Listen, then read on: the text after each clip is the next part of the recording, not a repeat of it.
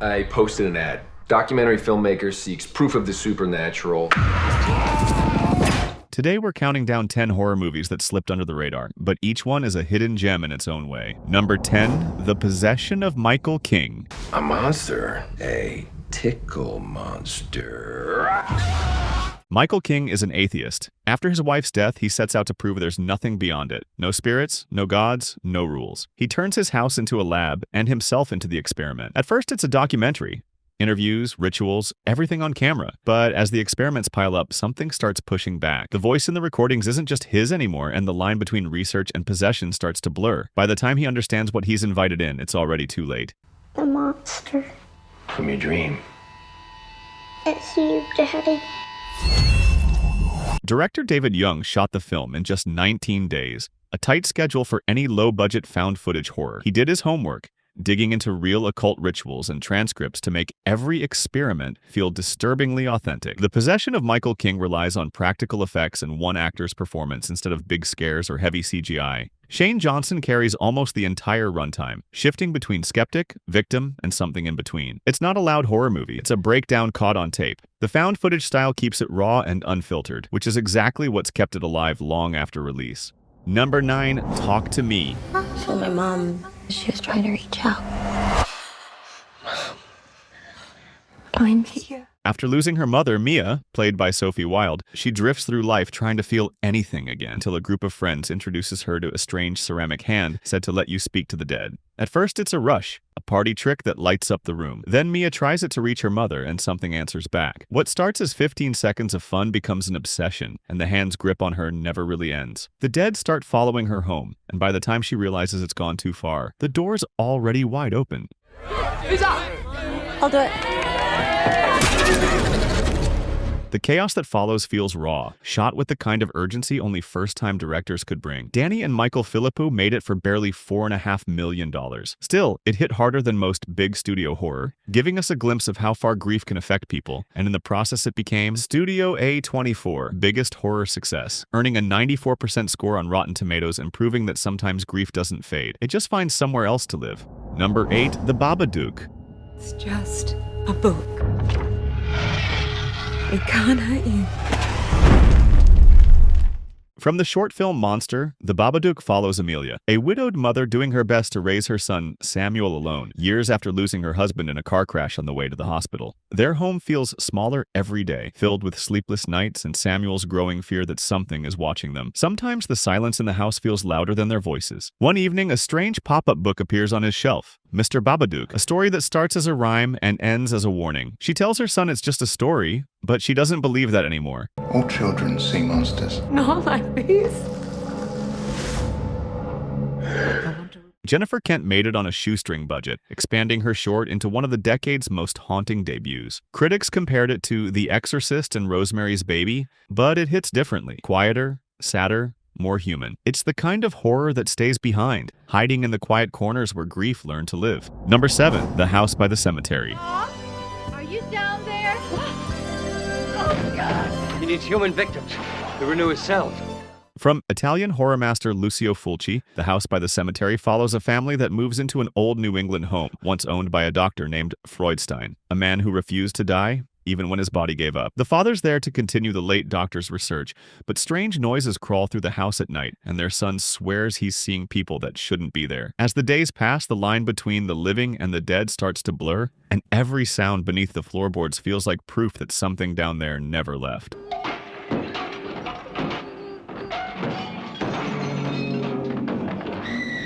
Fulci builds tension like a slow infection, calm at first, then spreading fast until every frame feels possessed by chaos. Released in 1981, it's the last part of Fulci's unofficial Gates of Hell trilogy. Critics at the time didn't know what to make of it, but over the years it's become a cult favorite for how it blends slasher brutality with surreal atmosphere. Number 6, It Follows. Mom?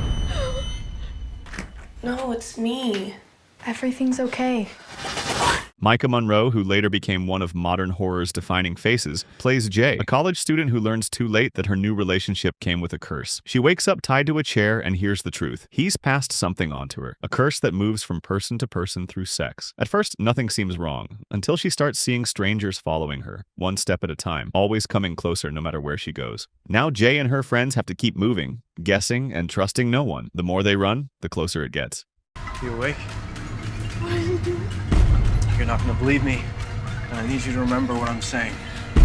This thing, it's gonna follow you. Written and directed by David Robert Mitchell, It Follows was made on a small budget of about $2 million and shot entirely in Detroit. Mitchell wanted the film to feel like a dream, timeless, suburban, and slightly off, where no detail ever fully dates the story. He said the idea came from a recurring nightmare he had as a kid, something slow, always walking toward him, no matter where he ran. That sense of inevitability shaped the whole film. Number 5, The Wretched. Mom's always been weird.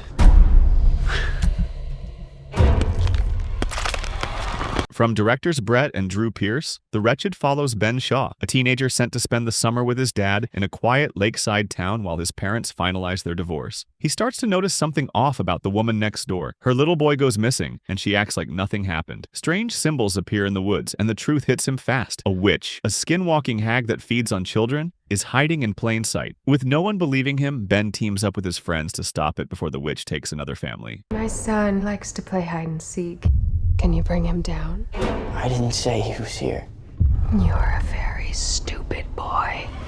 Made by brothers Brett and Drew Pearce on a budget of around $66,000, The Wretched was shot almost entirely in their hometown in Michigan. The tight schedule forced them to rely on practical creature effects and in-camera tricks, giving the witch her rough physical presence. The idea came from local folklore and stories of the Boo Hag, a witch that slips inside human skin and erases memories of her victims. It's what gives the film its mix of suburban familiarity and primal fear. Released quietly in 2019, it became an unexpected hit during the pandemic, staying at number 1 in the US box office for 6 straight weeks, proof that a good scare doesn't need a big stage. Number 4, The Autopsy of Jane Doe.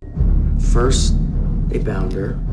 Then they ripped out her tongue, poisoned her, paralyzed her. From director Andre Overdahl, The Autopsy of Jane Doe takes place entirely in a small-town morgue run by a father and son, played by Brian Cox and Emile Hirsch. Late one night, the sheriff brings in a body, a woman found half-buried at a crime scene with no visible wounds. As they begin the autopsy, strange things start happening. Her eyes are cloudy, but her organs are pristine. Her bones shattered, but her skin untouched. Every layer they cut into reveals something that shouldn't be there, and soon the morgue itself starts to turn against them. What is that?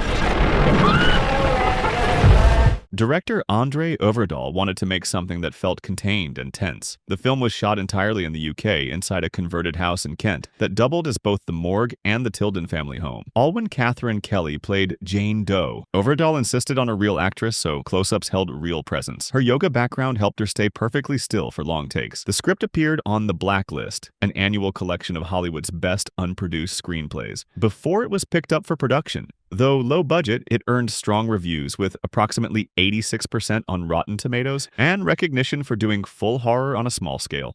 Number 3, The Devil's Doorway. There is evil in this place. What's happening here? This room is off limits, Father!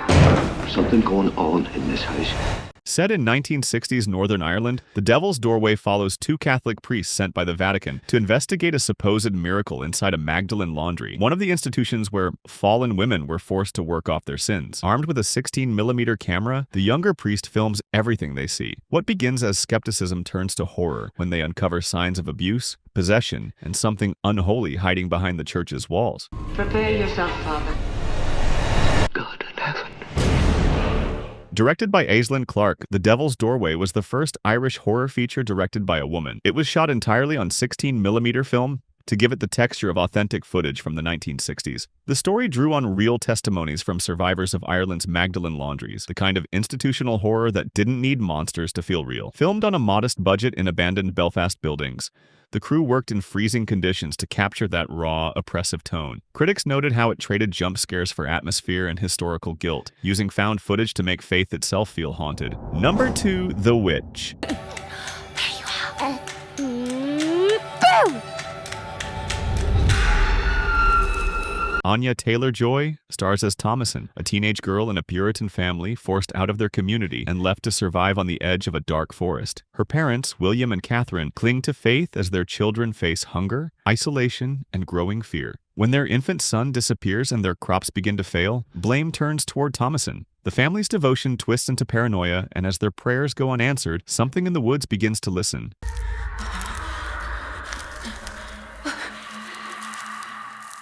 Directed by Robert Eggers in his feature debut, The Witch was shot almost entirely with natural light and candle flames to capture the look of early 1600s paintings. Every line of dialogue was lifted from real journals and trial records from that period, making it feel unsettlingly authentic. Filmed in remote parts of Ontario on a tight schedule, the isolation the cast felt on set mirrored what's shown on screen, amplifying the film's realism. It premiered at Sundance, won Eggers the Directing Award, and helped launch A24's reputation for elevated horror built on atmosphere and restraint. Number 1. Hereditary. It's heartening to see so many strange new faces here today.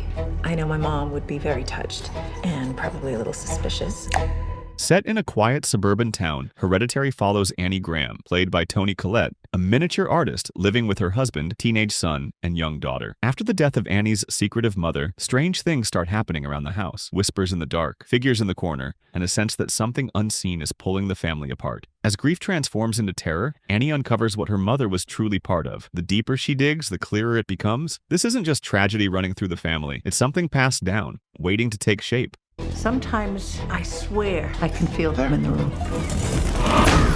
Written and directed by Ari Aster in his feature debut, Hereditary was produced by A24 and filmed mostly inside a custom-built house that could be taken apart like one of Annie's miniature models. Every wall, window, and camera move was designed to make the family feel trapped in their own display case. The film premiered at Sundance and became one of A24's biggest critical and commercial hits, earning praise for its precision and raw emotional weight, redefining modern horror through atmosphere, grief, and complete control.